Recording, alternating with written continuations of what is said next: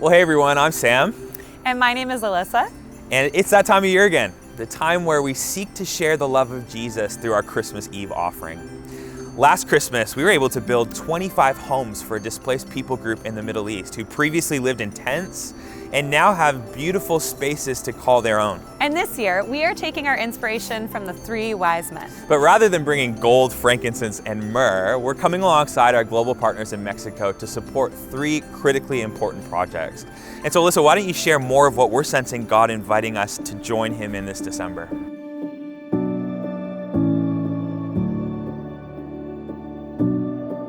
This is Huacaivo. It is located in the heart of the Copper Canyon in Mexico. Years ago, nothing existed here. No buildings, no roads. It was a place known only by rock, wildlife, and the Tarahumara people that passed through it. However, today, Huacaivo is a thriving community with multiple homes, school buildings, and even a clinic. And this is a boarding school. It may look large now, but over 20 years ago, this was the first and only building that existed in Huacaivo. It was built solely by hand, and supplies were transported into the canyon by mule.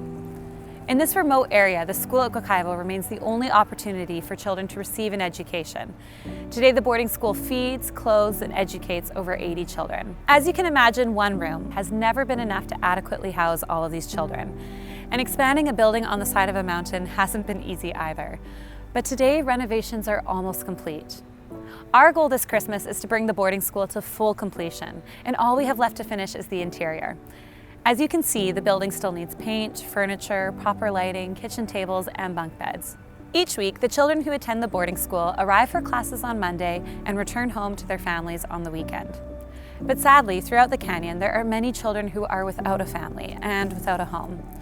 In remote villages of the Copper Canyon, many families live in extreme poverty and struggle to feed their own children, let alone others. So when a child has no parents, extended families are often unwilling or unable to step in. This is Huacaivo's Home for Orphans. It is a separate structure from the boarding school that is being built to care for these children permanently. This Christmas, your support will go towards completing the building and providing a home for orphan children. It's almost impossible for a child to focus on learning when their basic needs aren't being met. Our aim is not just to feed, clothe, or house the children in Huacaivo, but to provide and care for them as we would our own children here, with dignity and in a safe and comfortable environment.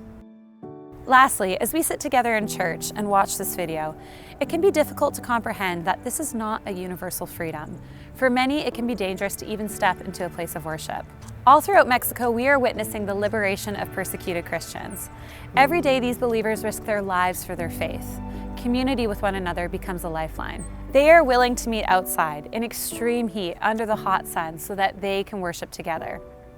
This is Pastor Porfirio. For many years, he has faithfully led an underground ministry in central Mexico to the Huichol people.